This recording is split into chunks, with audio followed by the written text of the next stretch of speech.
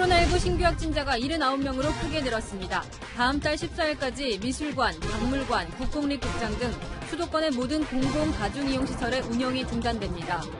보건당국은 상황에 따라 사회적 거리두기를 재시행할 수 있다고 밝혔습니다. 지금 확산세를 막지 못하고 유행이 계속 커진다면 사회적 거리두기로 돌아갈 수밖에 없습니다. 부천 쿠팡 물류센터 관련 확진자가 급속히 늘고 있습니다. 물류센터 확진자가 인천과 부천 지역 콜센터에서 근무한 사실이 드러나 또 다른 집단 감염 우려가 커지고 있습니다. 중국 전국인민대표대회가 반정부 시위자 처벌을 골자로 한 홍콩 보안법을 압도적 찬성으로 의결했습니다. 미국은 홍콩에 대한 특별지위를 박탈하겠다고 예고했습니다. 금융허브 홍콩에 대한 사망 선고라는 해석이 나옵니다. 농가주택으로 친목 모임을 갔던 소방구조대원 2명이 황토방 안에서 잠을 자다 숨진 채 발견됐습니다. 땔감에서 나온 일산화탄소 중독으로 추정됩니다. 삼겹살 가격이 2년 10개월 만에 최고가를 기록했습니다. 외식 대신 삼겹살과 함께 집밥을 먹는 사람들이 많아지고 긴급 재난지원금이 풀리며 소비가 늘었기 때문입니다. 이번에 삼겹살 매출액이 한 20-30%는 더 나간다고 보면 돼요. 문재인 대통령과 더불어민주당 김태년, 미래통합당 주호영 원내대표가 오찬 회동을 했습니다. 코로나 사태와 위안부 문제 등 폭넓은 대화가 오갔습니다.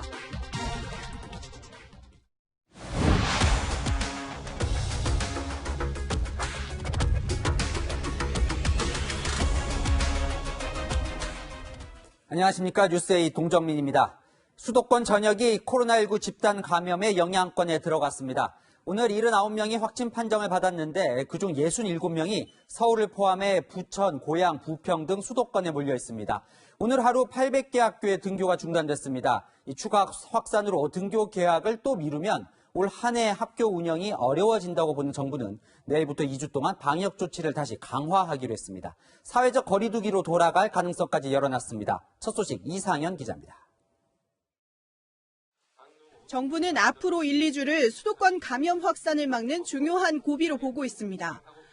수도권의 초기 확산을 조기에 차단하지 못한다면 지역사회 감염은 학교로 연결되고 결국 등교 수업은 차질을 빚게 될 수 있습니다. 정부는 내일부터 다음 달 14일까지 수도권 지역의 방역 관리를 강화하기로 했습니다. 미술관과 박물관, 사회복지시설 등 공공 다중 이용시설 운영을 중단하고 공공기관 주간 행사도 취소하기로 했습니다. 시민들에게는 외출과 모임을 자제해달라고 요청했습니다. 소규모의 대면 접촉 모임에서 여러 건의 집단 감염 사례가 발생한 만큼 가급적 2주간은 이러한 모임을 자제해 주실 것을 요청드립니다. 또 유흥주점과 노래연습장에 내렸던 운영자제 행정명령을 학생들이 많이 찾는 학원과 PC방으로 확대하고 다음 달 14일까지는 가급적 학원을 다니지 말아달라고 당부했습니다. 정부는 2주 동안의 방역 강화에도 유행이 계속된다면 사회적 거리두기로 돌아갈 수밖에 없다며 방역에 협조해 줄 것을 당부했습니다. 채널A 뉴스 이상현입니다. 수도권 연쇄 확산의 진원지는 확진자가 86명까지 늘어난 쿠팡 물류센터입니다.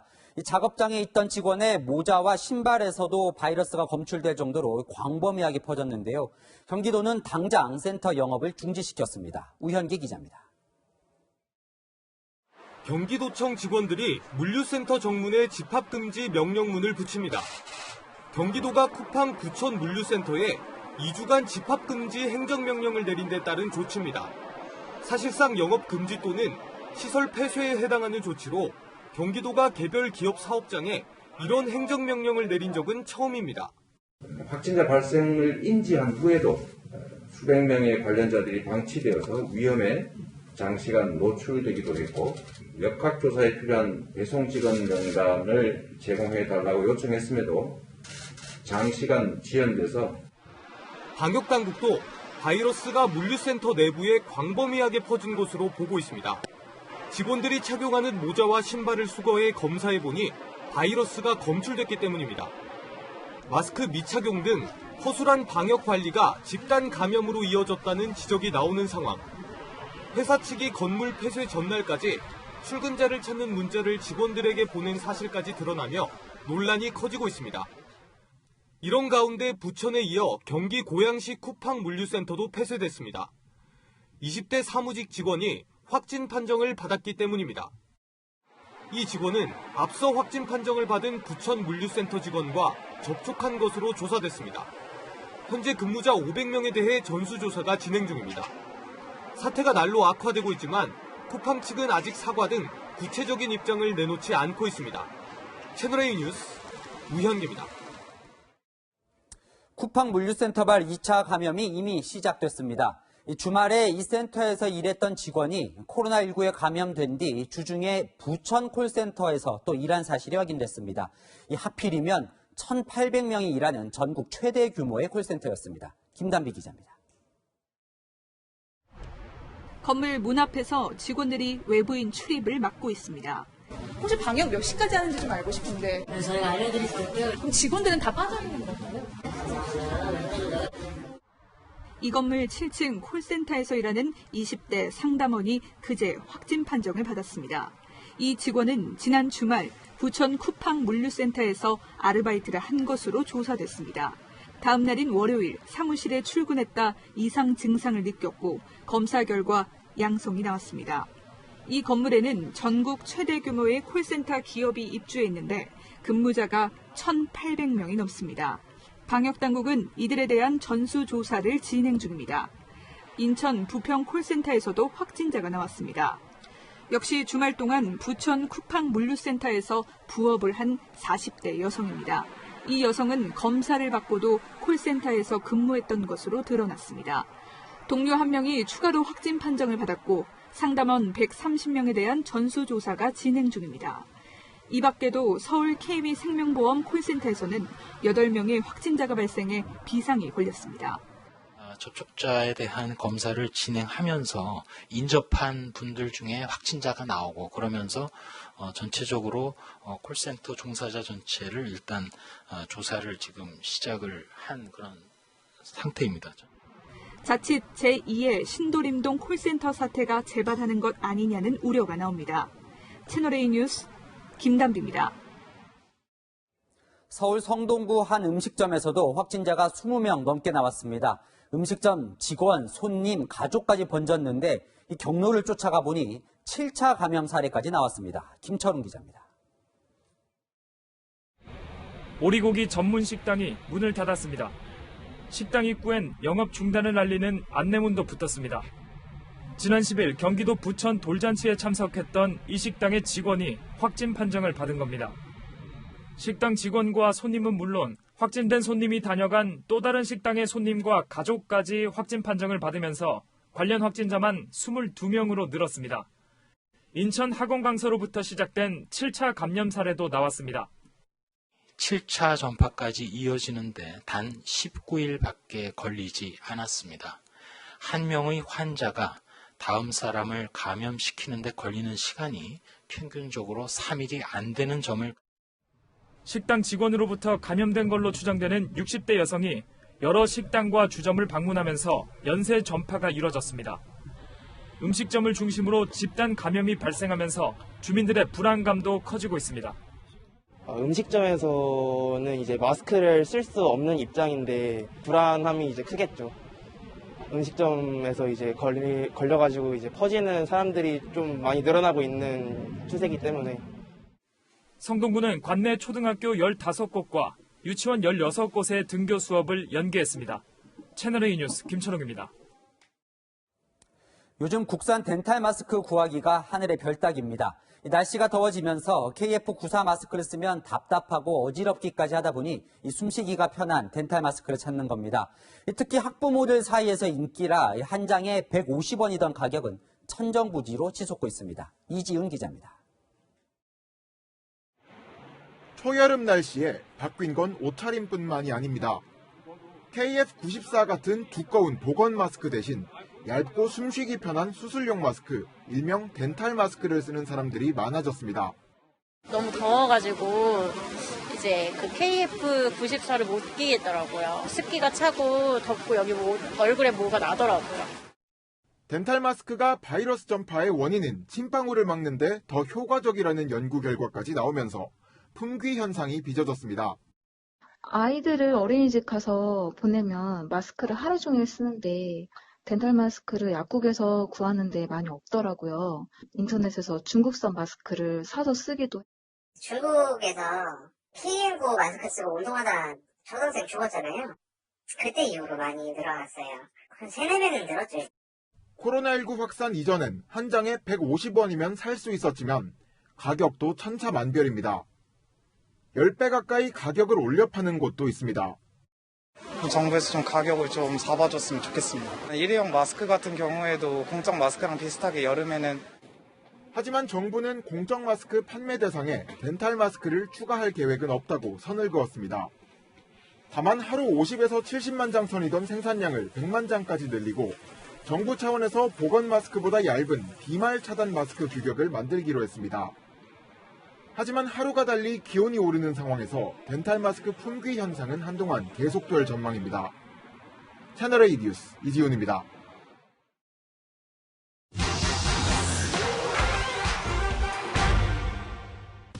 사실만 짚어드리는 팩트맨입니다. 최근 지하철이나 버스 탈 때 마스크 착용 의무화됐죠. 그런데 이게 정말 방역 효과가 있는지 묻는 시청자분들 많으신데요. 그 효과 이 지하철 시뮬레이션 실험으로 따져보겠습니다. 지금부터 미국 오리건 대학 연구팀이 컴퓨터 시뮬레이션으로 구현한 지하철을 타보겠습니다. 실험 조건은 이렇습니다. 한 사람은 서서 맞은편 사람은 자리에 앉아 대화를 하는 상황인데요. 실내 공기의 흐름 역시 에어컨이 작동 중인 지하철과 유사하게 맞췄습니다. 먼저 이 지하철에서 마스크를 안 쓴 채 대화를 나누는 장면입니다. 말하는 사람의 입에서 노란색 침방울이 쏟아져 나옵니다. 맞은편에 앉은 사람의 손과 허벅지에 침방울이 쌓이는 게 눈으로 확인됩니다. 마스크를 썼을 때와 쓰지 않았을 때는 어떤 차이가 있는지 3분 동안 살펴봤는데요. 마스크를 쓰지 않았을 때는 앞사람 얼굴에 138개, 손에는 509개의 침방울이 떨어진 반면 마스크를 착용했을 때는 얼굴에 2개, 손에는 11개의 침방울만 묻었습니다. 의학적인 한계도 물론 있지만 연구진들은 이 마스크 착용이 침방울 확산을 막을 수 있다고 이번 실험을 통해 강조했는데요. 여기서 하나 더, 대중교통에서 멀리 떨어져서 대화도 안 한다면 마스크를 잠시 벗어도 될까요? 결론부터 말씀드리면 안 됩니다. 지난 1월 중국 호난성에서는 버스 뒷자리에 앉은 코로나19 감염자와 4.5m나 떨어진 탑승객이 코로나19에 감염됐는데요. 당시 2사람 모두 마스크를 착용하지 않은 것으로 조사됐습니다. 밀폐된 공간, 코로나19 바이러스가 냉난방기기에서 나온 바람을 타고 공기 중에 떠다닐 수 있다는 건데요. 대중교통 이용 때 이 마스크 착용이 코로나19 확산을 막는 건 과학적으로 입증된 사실입니다. 이 밖에도 궁금한 사항 팩트맨에 제보 부탁드립니다. 이상 팩트맨이었습니다. 당분간 밖에 나가실 때 마스크 꼭 챙기셔야겠습니다. 다음 뉴스입니다. 재난지원금으로 고기 사드시는 분이 많습니다. 소고기도 많이 드시지만 특히 삼겹살 매출이 늘어서 가격도 같이 오르고 있습니다. 황규락 기자가 시장 상황을 알아봤습니다. 재난지원금으로 장을 보는 사람들이 늘어나면서 고기를 다지는 축산시장 상인들의 손도 바빠집니다. 광에서 인심 난다고 일단 돈이 들어왔으니까 평소에 안 하던 것도 좀 하죠. 이 우시장에서 조금 샀는데 카드로 샀어요. 이 정육점은 평소보다 매출이 늘었습니다. 재난지원금이 풀리면서 요번에 삼겹살 그 매출액이 한 20-30%는 더 나간다고 보면 돼요. 정육점 납품은 한 30% 늘었다고 보면 돼요.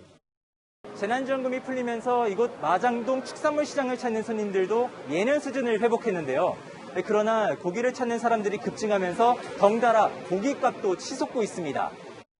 5월 초만 해도 삼겹살 가격이 1kg당 21,000원대였지만 지금은 23,800원대까지 올라 2년 10개월 만에 최고치를 기록했습니다. 상인들은 늘어난 손님이 마냥 기쁘지만은 않습니다. 손님은 많은데 마진이 줄었으니까. 마진이 거의 없는 편이니까. 그래서 그게 그거예요. 우리는 한 5% 올리면 원가는 한 20%, 30%가 올라가니까. 게다가 삼겹살과 목살 같은 구이용 부위만 팔리면서 갈비 같은 고지방 부위는 재고로 쌓이고 있습니다. 삼겹 목살 수요 때문에 돈가는 올라갔지만 타 부위가 적재가 되니까 굉장히 손실이 크게 나고 있는 상황이거든요. 일각에서는 6월까지 대부분의 재난지원금이 소진될 것으로 보이면서 7월부터 고기 가격이 급락할 것이란 전망도 나옵니다. 채널A 뉴스 홍규락입니다. 코로나 사태로 힘들기는 영화관도 마찬가지죠. 정부가 영화 티켓값을 6,000원 깎아주는 할인권을 100만 장 넘게 배포하기로 했는데 하필이면 할인이 되는 기간이 정부가 다중이용시설을 자제하라고 한 기간입니다. 실효성이 있을지 이현용 기자가 취재했습니다. 영화 할인권은 다음 달 1일부터 3주 동안 배포됩니다. 편당 6,000원을 할인해 만원짜리 영화를 4,000원에 볼 수 있는 겁니다. 영화 할인권은 영화관 홈페이지나 모바일 앱에서 내려받을 수 있는데요. 목, 금, 토, 일요일에 상영되는 국내외 모든 영화에 쓸 수 있습니다.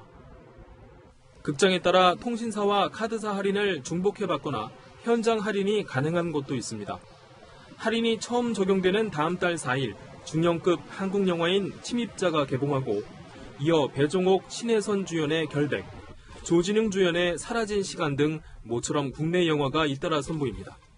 영화인들은 기대감을 보였지만 이제는 조금 더 건강하게 서로 저희가 극장에서 만날 수 있는 시간을 조금 더 기대할 수 있지 않을까라고 조심스럽게 생각합니다.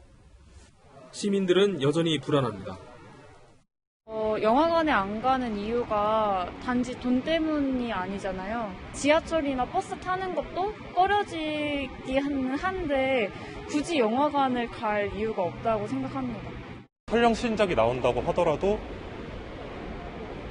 그렇게 쉽게 보러 가겠다고 결정하기는 어려울 것 같습니다. 이번에 배포되는 할인권은 133만 장으로 이미 조성된 영화발전기금 90억 원이 투입됩니다. 영화진흥위원회는 한류 스타 이병헌의 목소리를 내세워 영화관 방역을 홍보했지만 상영관 입장 전 열 체크와 좌석 간 거리두기는 필수죠. 극장과 관객이 함께 만들어가는 슬기로운 영화 관람으로 다시 만나고 싶습니다. 코로나19가 재확산하면서 빛이 발할까 노심초사하고 있습니다. 채널A 뉴스 이현용입니다.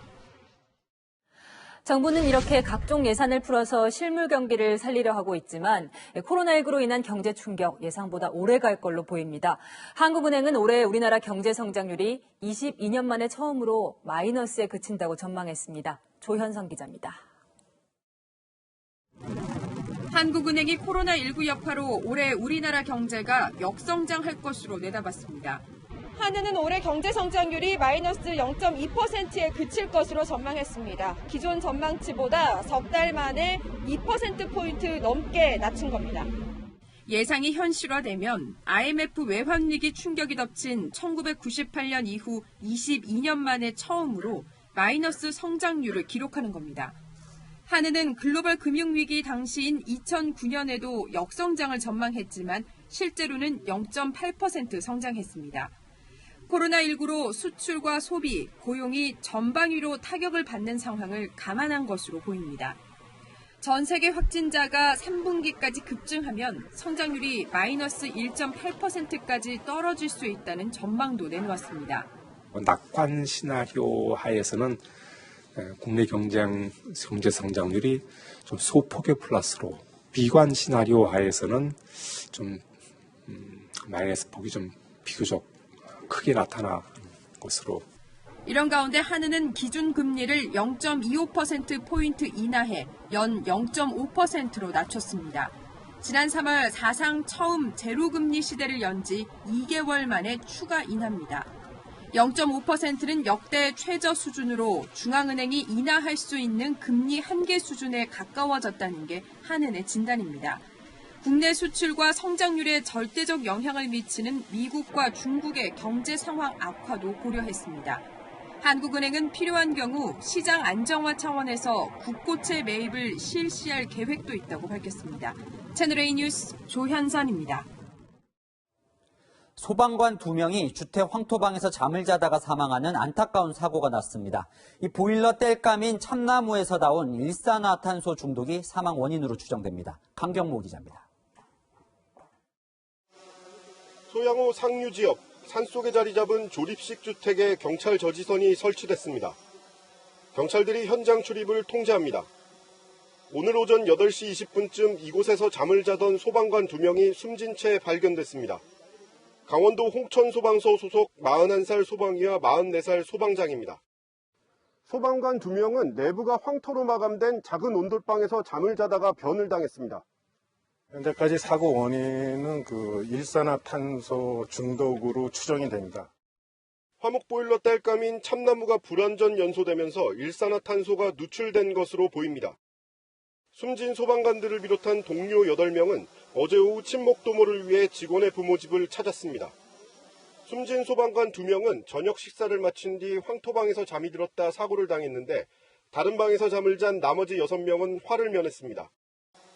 동료들은 숨진 2 소방관 모두 엘리트 구조대원이었다며 슬픔을 감추지 못했습니다. 2명 다 성격이 비슷해, 성향이. 일단 말이 없어. 그리고 어떤 업무가 떨어지면 몸으로 일단 먼저 나서서 하는 직원들이지.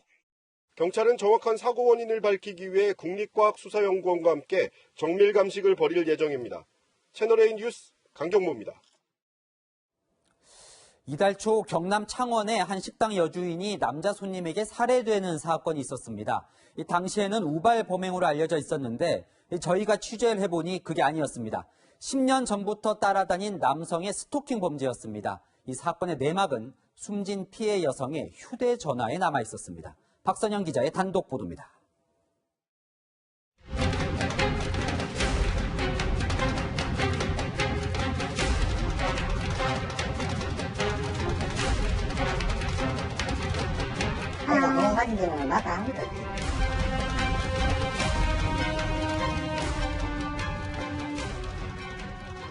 식당 여주인이 남성을 밀치며 가게 밖으로 쫓아냅니다. 신고를 받은 경찰관도 현장에 도착합니다. 음식점 여주인인 50대 김모 씨가 숨지기 10시간 전 모습이 담긴 영상입니다. 영상 속 남성은 다음 날 집에서 나오는 김 씨에게 흉기를 휘둘렀습니다. 피해자를 따라 나온 남성은 이곳에서 차에 타려는 피해자를 밀어 넘어뜨린 뒤 끔찍한 범행을 저질렀습니다. 음식점 주인이 다른 손님과 달리 자신만 무시했다며 범행 이유를 진술한 40대 하모 씨. 그런데 사건 내막을 짐작할 만한 또 다른 진술이 나왔습니다. 10년 전부터 단골 손님이었고 그때부터 이제 같이 다니다 보니까 이제 호감 가지죠. 음식점 주인에게 마음을 고백했지만 거절당한 하 씨가 홀대까지 받자 범행을 결심했다고 진술한 것으로 확인됐습니다. 범행 전 수시로 식당에 찾아온 하 씨의 행동은 집착 수준이었다는 게 인근 주민들의 설명입니다. 매일마다 언니가 가라 하면 알끈해가지고 욕하고 이렇게나 또 오고 언니가 너무 힘들어하고 고통스러워 했습니다. 완전 미칠 정도로. 석 달치 통화 목록을 보면 밤낮을 가리지 않고 한 사람에게서 100통 가까운 전화가 걸려왔습니다. 하 씨의 발신 기록입니다. 가족에게도 말하지 못했던 고통의 흔적이 고스란히 남아 있었습니다. 걱정이 무너지죠. 그렇게 사실 괴롭히는 거니까. 사건 전 음식점 주인은 이웃에 사는 하 씨 가족들을 찾아가 스토킹을 멈춰달라고 요청했다고 유가족은 설명합니다. 형이라든지 어머니한테 말씀을 드렸다고 하더라고요. 그래서 이런 식으로 괴롭힘을 당한다. 아무런 조치가 이루어지지 않았다고. 살인 혐의로 재판에 넘겨진 하 씨의 재판은 다음 달 11일 열립니다. 채널A 뉴스 박선영입니다. 100여 마리의 고양이가 가득한 이곳은 이른바 불법 고양이 공장입니다. 사체까지 방치되고 있었는데요. 분변과 악취가 가득한 이 비닐하우스에서 불법 사육되고 있는 실태, 홍진우 기자가 취재했습니다. 도로변에 설치된 비닐하우스. 시청 공무원과 동물보호단체 회원들이 들어가 봤습니다. 놀랍게도 안에는 새끼 고양이들이 가득합니다. 대부분 벵갈과 스코티시 폴드 등 품종묘로 수십에서 수백만 원까지 거래되는 값비싼 고양이들입니다. 하지만 코를 찌를 듯한 악취에 상태도 영 좋지 않습니다. 죽은 지 꽤 된 듯한 사체도 방치돼 있습니다. 애들 상태가 전반적으로 다 안 좋습니다. 지금 변 상태도 설사가 많이 보이고 해서. 고양이에게 사용한 주사기와 약품들도 널려 있습니다. 지금 주사기 다 지금 사용한 걸로 사용감이 있어 보이죠. 사용감 있고 주사기하고 뭐 항생제들. 고양이 불법 사육이 이뤄진 현장입니다. 비닐하우스 2동에서 110마리의 고양이가 발견됐습니다. 동물보호법상 가정집에서 20마리 이하 소규모 번식을 하더라도 지자체 허가를 받아야 합니다. 하지만 업자는 무허가로 번식시킨 고양이들을 온라인을 통해 팔아 이득을 챙겼습니다. 단속에 적발됐지만 업자는 발뺌하기 급급합니다. 팔기는 팔았죠. 팔았는데 인터넷으로 거의 보내죠. 정식적으로 허가로 내갖고 하려고 계획을 해가 몸이 안 좋아갖고. 앞서 부산에서도 도심 속 주택에서 불법으로 고양이 300마리를 키워 판 업자 2명이 적발되기도 했습니다. 고양이들이 대부분 품종묘들입니다. 벵갈 고양이, 그다음에 먼치킨 이런 종류들. 그러면 새끼를 낳아서 돈을 벌 목적입니다. 김해 씨는 고양이들을 관내 유기동물 보호소로 옮기고 업자를 경찰에 고발하기로 했습니다. 채널A 뉴스 홍진우입니다.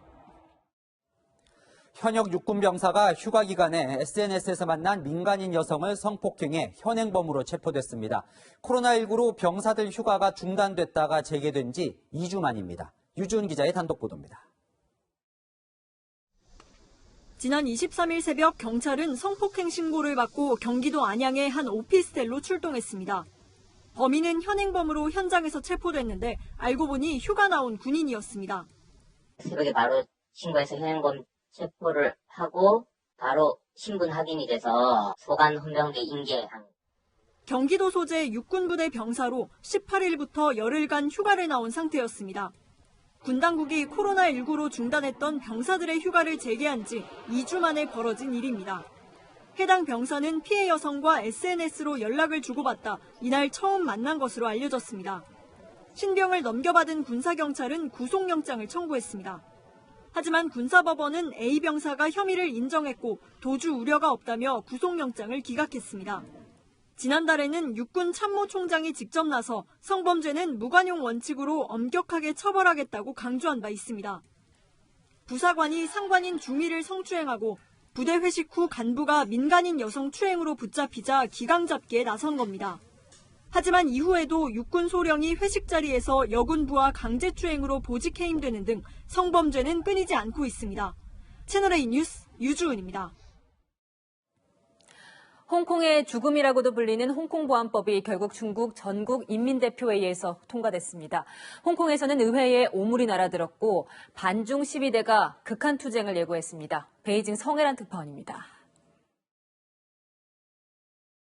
赞成2878票，反对1票，弃权6票。宣读完毕。通过。 홍콩 보안법이 만장일치에 가까운 표차로 통과됐습니다. 세부적인 입법 절차를 거쳐 이르면 7월부터 홍콩 내 반중 시위 참여자 대부분이 처벌 대상이 되는 겁니다. 如果有人要执意损害中方利益，中方必将采取一切必要措施。 중국 정부를 대변하는 관영 매체들은 일제히 시위대의 폭력성을 부각시키는 영상을 공개하며 정부를 두둔하고 나섰습니다. 중국 본토 네티즌들도 폭동은 진압해야 마땅하다며 당을 지지하고 나섰습니다. 反中乱港分子的原形毕露，再次向世界证明了。 보안법이 통과된 날 홍콩 의회에는 오물이 날아들었습니다. 야당 의원이 던진 오물의 극심한 악취 때문에 한 친중파 여성 의원은 실신했고 긴급 방역이 실시되기도 했습니다. 친중파를 조롱하는 현수막을 든 반중파 의원들은 속속 쫓겨났습니다. 係用盡所有方法咧，係唔俾呢個國歌法經呢一個由保皇黨、共產黨控制嘅議會。 어젯밤 늦게 의회 주변에서 불을 지르는 등 반중 시위를 이어나간 시위대는 결국 300명 넘게 홍콩 경찰에 체포됐습니다. 오늘 전인대 폐막 직후 리커창 총리는 홍콩 번영을 위해서라도 홍콩 보안법이 필요하다며 일국양제 원칙을 강조했습니다. 이를 반대하는 세력과는 전면전도 불사하겠다는 뜻입니다. 베이징에서 채널A 뉴스 성혜란입니다. 중국이 홍콩 보안법 통과를 강행하자 미국은 바로 보복에 나섰습니다. 홍콩의 특별 대우를 박탈하고 홍콩을 중국 본토의 도시들과 똑같이 취급하겠다는 건데 세계적 금융허브 홍콩에 대한 사망 선고라는 평가가 나옵니다. 워싱턴에서 김정한 특파원입니다.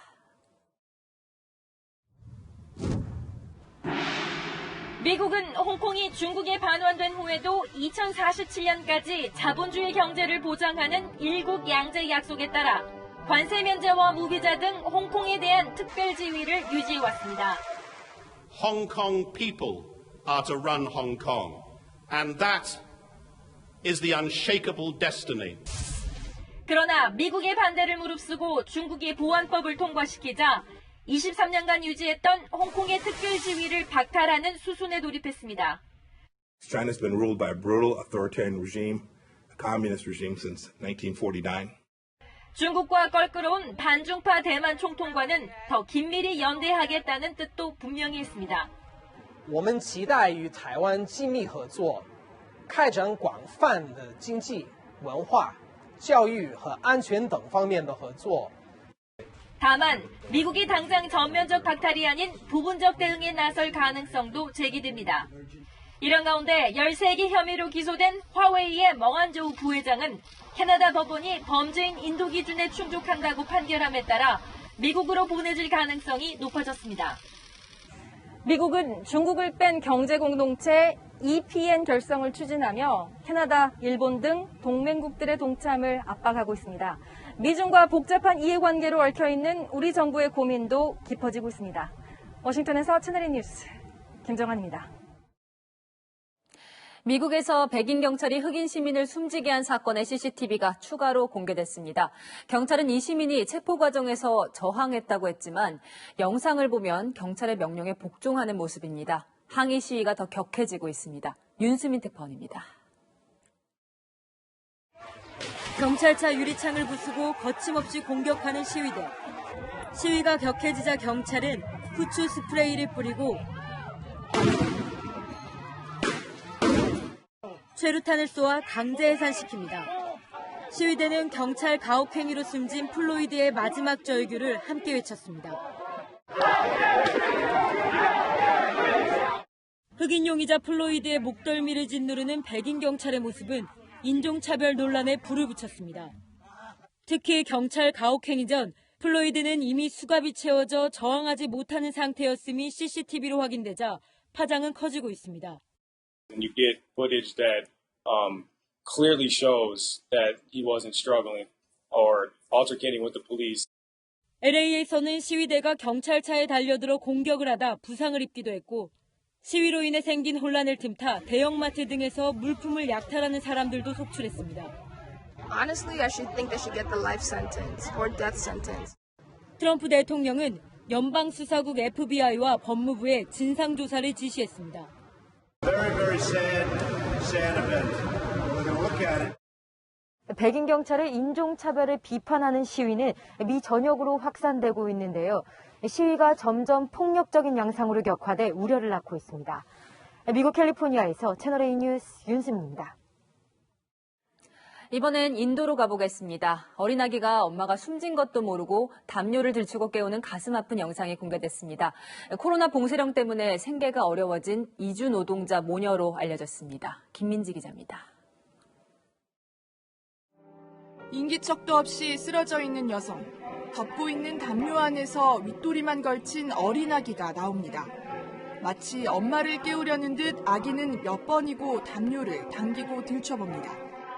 이주 노동자인 아기 엄마는 인도 대도시에 코로나 봉쇄령이 내려지자 라자스탄주에서 귀향 열차를 타고 오던 중 숨진 겁니다. It's probably the most heart-rending visual that has emerged out of the growing migrant crisis across the country. 영상이 SNS로 공개돼 안타까움을 자아내는 가운데 인도의 한 정치인은 아기가 갖고 노는 담요가 엄마의 수위인 줄 모른다며 아기 엄마는 굶주림과 갈증으로 기차에서 숨졌다고 전했습니다. 뒤집힌 트럭 속에서 구조대가 생존자를 찾고 있습니다. 이주 노동자들을 가득 태우고 지방으로 가던 트럭 2대가 충돌해 최소 25명이 숨진 겁니다.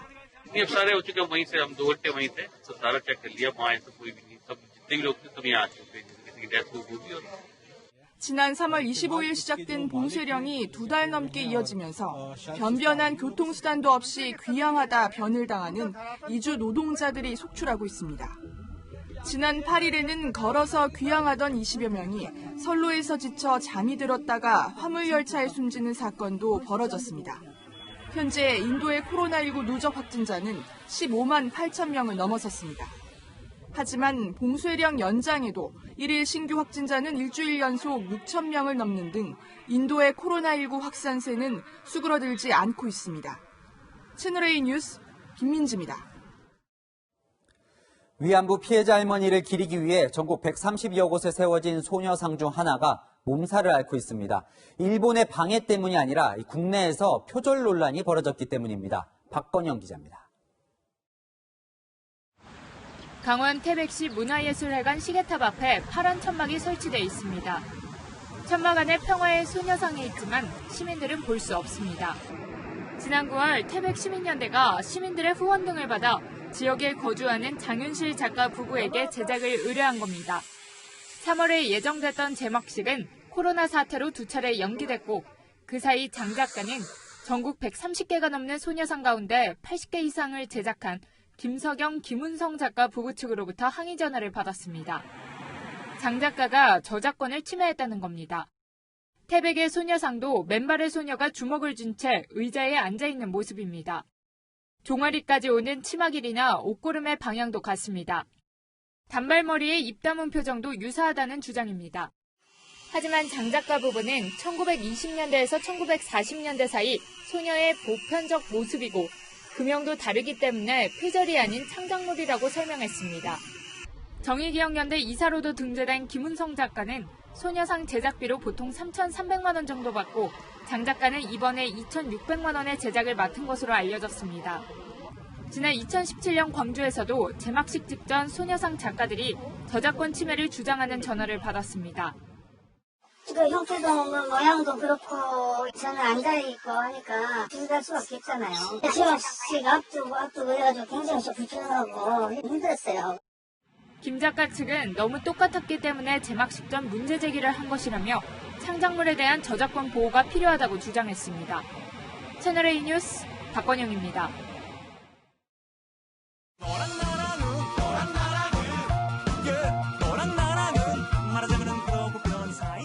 열왕야랑 시작합니다. 정치부 이동훈 기자 나왔습니다. 네, 첫 번째 소식 볼게요. 이용수 할머니가 언론 인터뷰를 또 하시던데 저 혼자입니다. 이거 네. 오늘 하신 말씀인가요? 네, 친여권 인사들의 공세가 계속되자 하나씩 직접 반박에 나서고 있습니다. 친여권에서는 할머니를 뭐라고 공격하는 겁니까? 네, 첫 번째는 먼저 배우설입니다. 할머니가 쓰신 게 아닌 건 명백해 보입니다. 할머니가 쓴 문장이 아니에요. 100번, 1000번 얘기해도 저 혼자밖에 없습니다. 그거를 제가 혼자 하면서 머리를 앓으면서 해가지고 참 죽고 싶은 심정이었었어요. 두 번째는 기억력 논란입니다. 할머니는 기억력에 전혀 문제가 없다고 주장했습니다. 현재까지 파악한 바로는 역시 그 할머님의 기억이 왜곡된 것 같고요. 제가 바보입니까? 제가 치매입니까? 저를 치매라고 했는데 치매된 할머니를 끌고 다니지 그걸 모르고 다녔어요? 이 초반에는 이용수 할머니와 윤미향 당선자 이 두 사람 간의 갈등으로 보였는데 이 친여권 인사들이 할머니를 공격하면서 이 전선이 확대되는 모양새예요. 맞습니다. 윤미향 당선자는 이렇다 할 입장을 내지 않고 있는데요. 대신 일부 여권 인사들이 나서 이용수 할머니를 공격했습니다. 윤 당선자는 국회의원 임기 시작 바로 전날인 내일 입장을 밝히기로 했습니다. 국회의원 당선자 신분이 아니라 시민운동가로서 해명을 하겠다는 건데요. 사퇴 등 거취에 대해서는 언급이 없을 것으로 보입니다. 윤미향 당선자와 이제 친여권 인사들이 이용수 할머니와 맞설 수 있는 거는 이 당 지지율이 버티고 있기 때문이다. 이런 분석도 있는데 이건 맞는 건가요? 오늘 발표된 여론조사에서는 0.3%포인트지만 상승했습니다. 최근 민주당 지지율 추이를 보면 보시는 것처럼 40%대 초반대에서 변동이 없습니다. 지지층은 윤미향 당선자 의혹과 민주당을 별개로 보는 것이라는 해석이 가능한 대목입니다. 그래요. 내일 윤미향 당선자 기자회견을 한다고 하니 그 내용이 궁금해집니다. 자, 다음 주제 가보겠습니다. 선관위의 반격. 오늘 중앙선관위가 이 부정선거 음모론을 반박하려고 이 투개표 시연회를 열었다는데 네. 이동훈 기자가 직접 갔다 왔다면서요? 네, 지하가 직접 갔는데 성관이 들어갈 때부터 기자증을 일일이 확인하는 등 절차가 까다로웠습니다. 바로 보수 유튜버들 때문인데요. 이들은 자신들도 들여보내달라고 했습니다. 그럼 이런 식으로 하면은 진상규명이 제대로 안 된다고 보시는 거예요?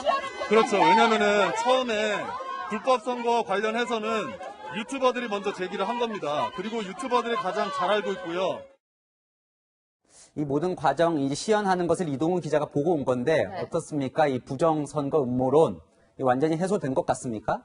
그 부정선거 의혹의 핵심은 투표지 분류기에 달린 노트북으로 외부와 통신해서 선거 결과를 조작했을 가능성인데요.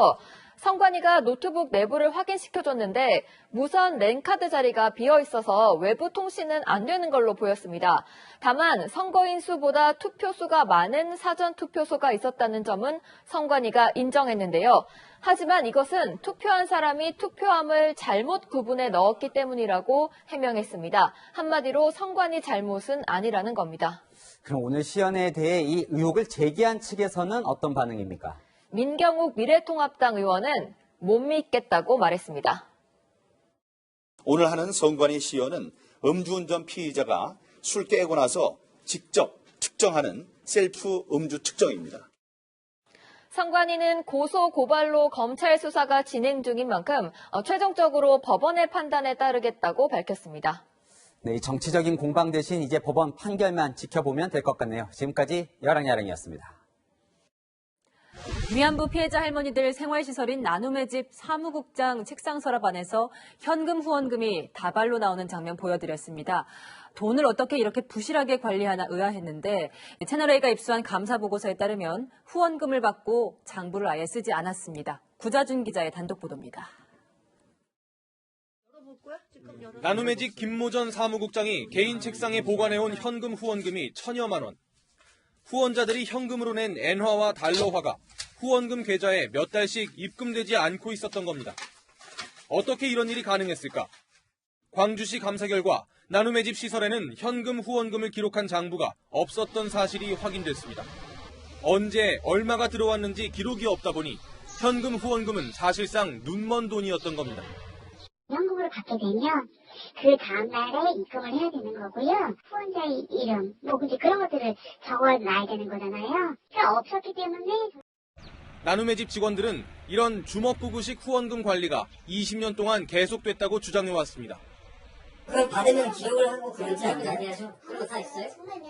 20년 동안 그런 그게 없이 그냥 하셨어요. 나눔의 집은 할머니들의 생활시설과 법인으로 구분되어 있는데 시설 안에 비치해둔 후원 신청서에 시설 계좌가 아닌 법인 계좌만 적어둔 사실도 감사 결과 확인됐습니다. 할머니들의 생활과 복지를 개선하려고 낸 후원금이 법인 쪽으로 흘러들어갈 길을 만들어놨던 겁니다. 광주시는 부적절한 후원금 관리 책임을 물어 과태료를 물리기로 했지만 최대 금액이 300만 원에 불과해 솜방망이 처벌이라는 지적도 나옵니다. 채널A 뉴스 구자준입니다. 방금 보신 사무국장, 지금은 나눔의 집에서 휴직한 상태고 산업재해 보험금을 신청한 것으로 확인됐습니다. 후원금 횡령 의혹을 받고 있는 사람인데 산재를 신청한 이유가 후원금 관리 업무 때문에 손과 어깨가 아프다는 겁니다. 이어서 공태현 기자의 단독 보도입니다. 나눔의 집 김모 사무국장이 근로복지공단을 상대로 산재보험금을 신청한 건 지난해 12월. 고용주 측인 나눔의 집 안신권 소장이 작성해 공단에 보낸 의견서입니다. 안 소장은 김 사무국장이 소액 후원자 정보를 컴퓨터에 입력하는 등 작업이 많다며 손과 어깨 통증이 산재로 인정받았으면 좋겠다고 적었습니다. 김 사무국장은 석 달 전 개인 책상에서 현금 후원금이 발견되는 등 횡령 의혹을 받던 상황. 그런데 시설 운영 책임자가 후원금 업무가 많다며 산재 인정 의견을 낸 겁니다. 직원들이 반발했지만 소장은 문제없다는 반응이었습니다. 이 산재는 누가 신청을 할 수 있어요. 현금을 우리가 내는 게 아니고 근로복지공단에서 내는 거 아니에요. 김 사무국장의 당시 월급은 430여만 원. 근로복지공단이 산재보험금 지급을 거절했지만 만약 산재 인정을 받았다면 급여의 최대 70% 정도를 보전받을 수 있었습니다. 광주시 감사 결과 김 사무국장의 근태 관리에도 문제가 확인됐습니다. 횡령 의혹이 제기된 직후인 지난해 9월 초 연차 처리도 않고 8일간 무단 결근했고 진단서도 안 냈는데 최근까지도 휴직 처리가 됐단 겁니다. 안신권 소장은 산재 인정 의견을 낸 이유를 묻는 채널A 질의에 대해 사무국장의 요청을 받아 작성했을 뿐 다른 의도는 없었다고 해명했습니다. 채널A 뉴스 공태현입니다. 부하 직원을 성추행한 혐의를 받는 오거돈 전 부산시장에 대해 경찰이 사전 구속영장을 신청했습니다. 경찰은 오 전 시장이 단순한 추행보다 형량이 높은 강제 추행을 했다고 판단했습니다. 배영진 기자입니다. 우선 국민 여러분들에게 정말 큰 실망을 끼쳐드려서 정말 죄송하게 생각합니다. 특히 피해자분에게도 죄송하게 생각합니다. 집무실 부하 직원을 성추행한 오거돈 전 부산시장에 대해 경찰이 사전 구속영장을 신청했습니다. 사퇴 기자회견 35일 만이자 경찰 출석 이후 6일 만입니다. 경찰은 오 전 시장의 혐의가 중대하다며 또 다른 성추행과 취업 청탁 의혹 수사에 상당한 시간이 소요될 것으로 보여 더 이상 지체할 수 없었다고 설명했습니다. 사전 구속영장은 범죄 혐의가 확실하지만 피의자의 신병을 확보하지 못한 상태에서 신청하는 구속영장입니다. 그러면서 경찰은 업무상 위력에 의한 추행보다 형량이 높은 강제추행 혐의를 적용했습니다. 시장의 지위를 이용해 단순 추행 이상의 행위를 했다는 정황을 확보한 것으로 보입니다. 오 전 시장의 구속 여부는 다음 달 1일쯤으로 예정된 구속 전 피의자 신문에서 판가름 납니다. 채널A 뉴스 배영진입니다. 조국 전 장관의 부인 정경심 교수는 단골 미용사의 명의로 차명 투자를 했다는 혐의도 받고 있습니다.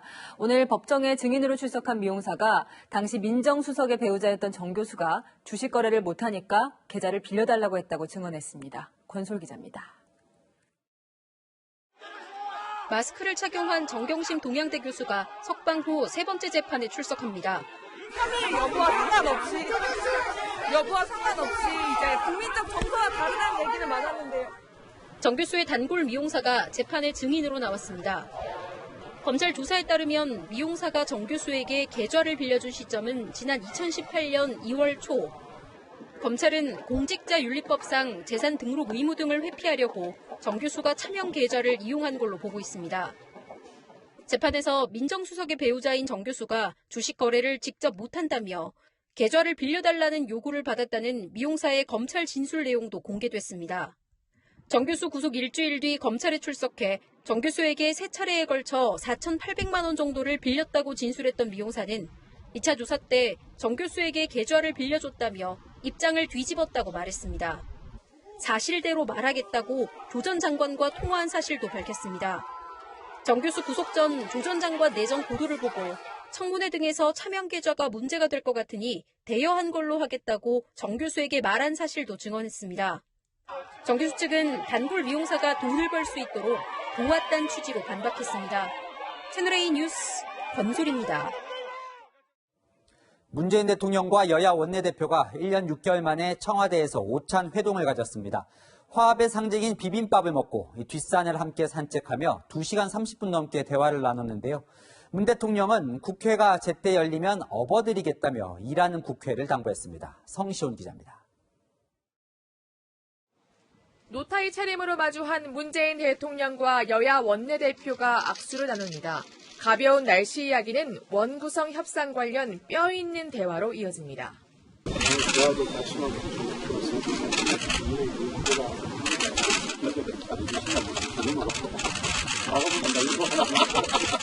화합을 상징하는 비빔밥을 먹고 경내 산책을 함께하며 대화는 156분간 이어졌습니다. 문 대통령은 코로나 위기 속 협치를 당부하면서 특히 일하는 국회를 당부했습니다.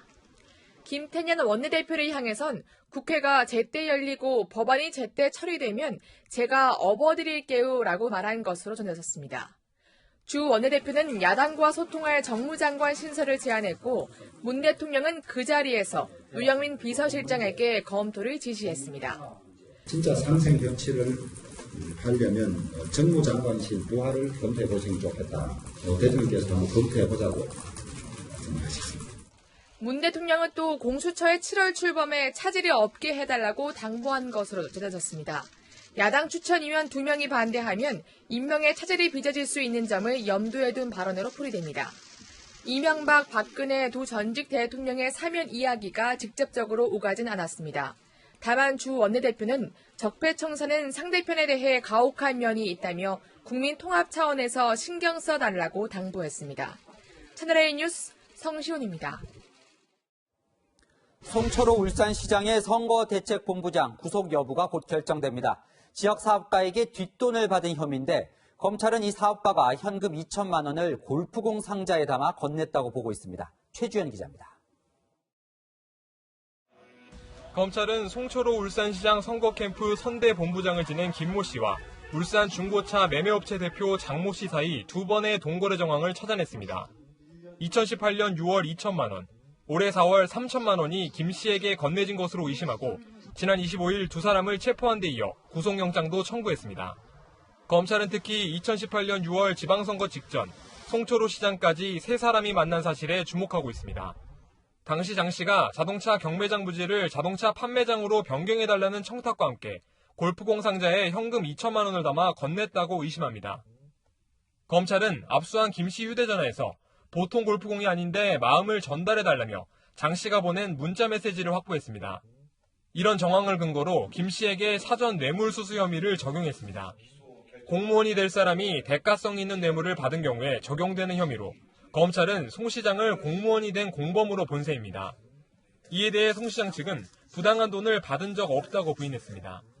김 씨 역시 도리어 골프공 상자를 받지 않았기 때문에 장 씨가 보통 골프공이 아니라고 한 것이라며 반발하고 있습니다.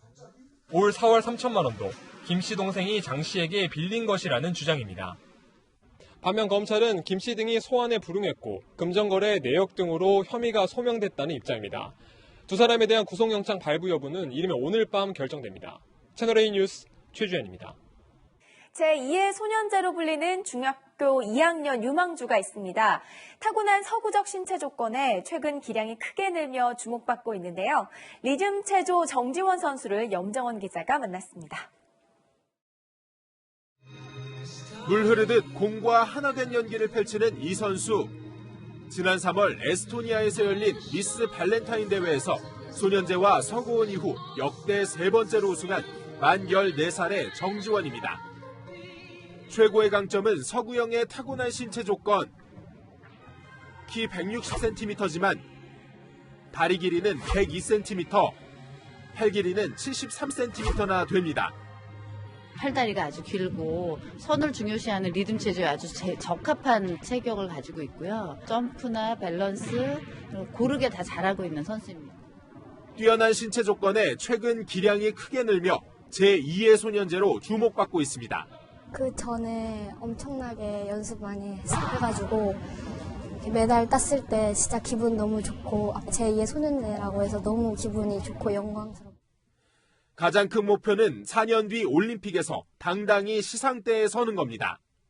2024년 파리올림픽에서 금메달, 은메달, 동메달 상관없이 2개 거는 거.